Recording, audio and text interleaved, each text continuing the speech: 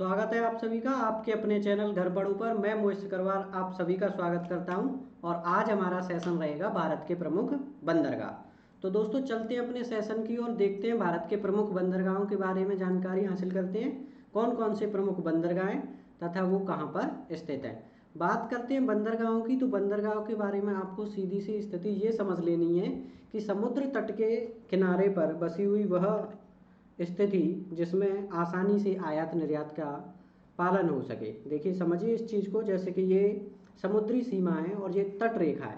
तट रेखा पर यहाँ पर जो स्टैंड बनाया गया है, यहाँ पे आसानी से आयात निर्यात के लिए जहाज रुक सकते हैं, उसी को क्या कहते हैं हम, बंदरगाह कहते हैं। अगर बंदरगाह की बात की जाए तो बंदरगाह दो प्रकार के होते हैं।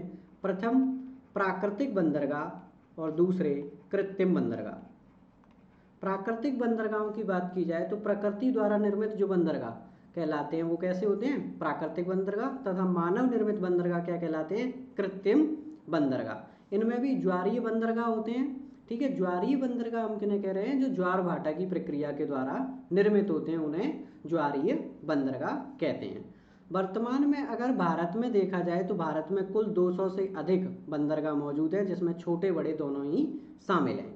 ठीक है, अगर बात की जाए प्रमुख रूप से भारत में 13 बंदरगाह हैं तथा सर्वाधिक छोटे बंदरगाह महाराष्ट्र में उपस्थित हैं। अगर सर्वाधिक छोटे बंदरगाहों की बात की जाए तो कितने हैं वो, महाराष्ट्र में हैं और 48 उनकी संख्या है। प्रमुख बंदरगाहों की संख्या कितनी है, 13। ठीक है, प्रमुख बंदरगाह में तमिलनाडु में 3 बंदरगाह शामिल हैं। सबसे ज़्यादा अगर प्रमुख बंदरगाह कहीं पर हैं तो वो कहाँ पे, तमिलनाडु। अब देखते हैं इनकी स्थिति किस तरीके से भारत के मैप पर यह इनकी स्थिति है, उसको समझने का प्रयास करते हैं और आप चीज़ों को बेहतर तरीके से समझ पाएंगे। बिल्कुल ज़रा ध्यान रखिए। यहाँ पे देखिए, सबसे पहले अगर मैं पश्चिमी तट को बनाता हूँ, ठीक है, ये पश्चिमी और पूर्वी तट का निर्माण किया गया। पश्चिमी और पूर्वी तट को बनाते हैं तो सबसे पहला राज्य कौन सा है पश्चिमी तट का, गुजरात। गुजरात के बाद कौन सा राज्य है, महाराष्ट्र। महाराष्ट्र के बाद गोवा। गोवा के बाद कर्नाटक और आखिरी राज्य पश्चिमी तट का कौन सा है, केरल। ठीक है, केरल के बाद जब हम चलते हैं पूर्वी तट की ओर, पूर्वी तट पर सबसे पहले राज्य कौन सा है, तमिलनाडु। तमिलनाडु के बाद आंध्र प्रदेश, उड़ीसा तथा यह पूरी सीमा वेस्ट बंगाल। ठीक है, और ये 7 सिस्टर्स वाला राज्य लग जाता है। तो यहाँ पे ध्यान रखते हैं, सबसे पहले हमने बनाए पश्चिमी तट पर 5 राज्य और 5 राज्यों में देखते हैं कि किसकी स्थिति कहाँ पे। गोवा की बात करते हैं, गोवा में सर्वप्रथम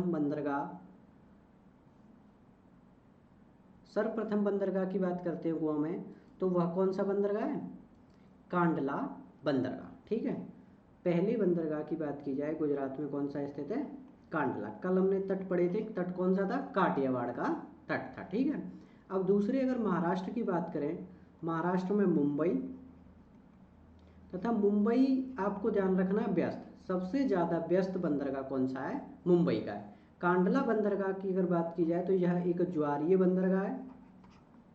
ठीक है, यह कैसा बंदरगाह है, ज्वारीय। अब प्रमुख बात कर रहे हैं हम, जब प्रमुख 13 बंदरगाहों को देख रहे हैं। ठीक है, उसके बाद व्यस्त होने के नाते यहाँ पे एक नए बंदरगाह का निर्माण और किया गया है, जो मुंबई के वर्कलोड को क्या करेगा, कम करेगा, तो न्यावा शावा। ठीक है, उसके बाद बात करते हैं गोवा की। गोवा में मारमा, गोवा नाम से ही कनेक्ट है, मारमा गोवा। कर्नाटक की बात करते हैं, कर्नाटक में न्यू मैंगलोर। केरल की बात करते हैं, केरल में कोच्चि बंदरगाह। तो पश्चिमी घाट पे हमने देखा, गुजरात में कांडला, महाराष्ट्र में मुंबई और न्यावाशावा, गोवा में मारमा गोवा, कर्नाटक में न्यू मंगलौर तथा केरल में कोच्चि। अब तमिलनाडु की तरफ चलते हैं, पूर्वी घाट की तरफ चलते हैं, तो तमिलनाडु में 3 बंदरगाह, प्रमुख बंदरगाह उपस्थित हैं। ठीक है, 3 बंदरगाहों में सबसे पहले बात करते हैं तूतीकोरन, उसके बाद चेन्नई, आखिरी जो बंदरगाह है एन्नौर। 3 बंदरगाह प्रमुख रूप से कहाँ पे स्थित हैं, तमिलनाडु में। आंध्र प्रदेश की बात करते हैं, आंध्र प्रदेश में विशाखापट्टनम। विशाखापट्टनम के बारे में यह सबसे क्या है, गहरा तथा सबसे प्राकृतिक, ठीक है, प्राकृतिक बंदरगाह कौन सा है, विशाखापट्टनम। उड़ीसा की बात करते हैं, उड़ीसा की अगर बात की जाए, उड़ीसा में कौन सा बंदरगाह है, पारादीप, पारादीप। वहीं पश्चिम बंगाल की बात की जाए, पश्चिम बंगाल में कोलकाता या हल्दिया, ठीक है। तो यहाँ पे हमने देखा ये कितने बंदरगाह हो गए, 12 बंदरगाह हो गए। एक जो बंदरगाह है वो हमारा कहाँ है, अंडमान में स्थित है, पोर्ट ब्लेयर, ठीक है, कहाँ पे, पोर्ट ब्लेयर। तो दोस्तों आसानी से आप इसको भारतीय मैप पर समझ पा रहे होंगे किस तरीके से जब हम पश्चिमी घाट को बनाते हैं तो पश्चिमी घाट पे 5 राज्य और पूर्वी घाट पे हमारे कितने राज्य स्थित हैं, 4 राज्य स्थित हैं। तो वहीं इनको आसानी से समझा जा सकता है और क्लैरिटी के साथ। देखिए किस तरीके से हमने देखा कि किस तरीके से बंदरगाहों की अवस्थिति है, बंदरगाहों को लोकेट भी किया। तो गुजरात में कौन सा बंदरगाह है, दीनदयाल, जिसको नाम कांडला बंदरगाह का नाम क्या चेंज कर दिया गया है, दीनदयाल बंदरगाह। अगर आपसे क्वेश्चन बनता है दीनदयाल बंदरगाह कहाँ पर स्थित है, तो गुजरात में स्थित है, ठीक है। उसके बाद महाराष्ट्र की बात करते हैं, महाराष्ट्र पर 2 बंदरगाह, मुंबई और न्यावा श्यावा। न्यावा श्यावा का नाम क्या कर दिया गया है, जवाहरलाल नेहरू।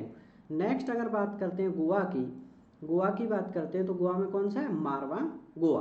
कर्नाटक न्यू मैंगलोर, केरल में कोची। तमिलनाडु के 3 बंदरगाहों की बात की जाए, 3 बंदरगाह, तूतीकोरन, चेन्नई, एन्नौर, ठीक है, तूतीकोरन, चेन्नई, एन्नौर। उसके बाद आंध्र प्रदेश की बात की जाए, विशाखापट्टनम। विशाखापट्टनम यह गहरा और व्यस्त, क्या रखना है आपको, गहरा और प्राकृतिक। व्यस्त की बात करते हैं तो व्यस्त कौन सा है, मुंबई, ठीक है। उसके बाद उड़ीसा की बात करते हैं तो उड़ीसा में बंदरगाह कौन सा है, पारादीप।